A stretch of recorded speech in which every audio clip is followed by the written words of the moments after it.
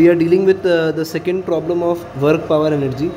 So in this series we are dealing with problem number 1.118. The problem is stating a particle has shifted along some trajectory in the plane xy from a point 1 whose radius vector is I cap plus 2j cap to a point 2 with radius vector 2I cap minus 3j cap.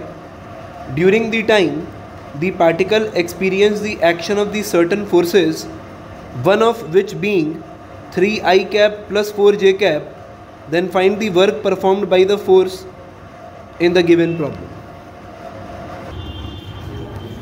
So in the problem R1 vector is given to us, that is the initial position vector of the particle. The initial position vector of the particle is I cap plus 2j cap, and then we have the final position vector or the R2 vector, which is 2I cap minus 3j cap. So from here if we calculate the displacement vector, so displacement vector is R2 vector minus R1 vector.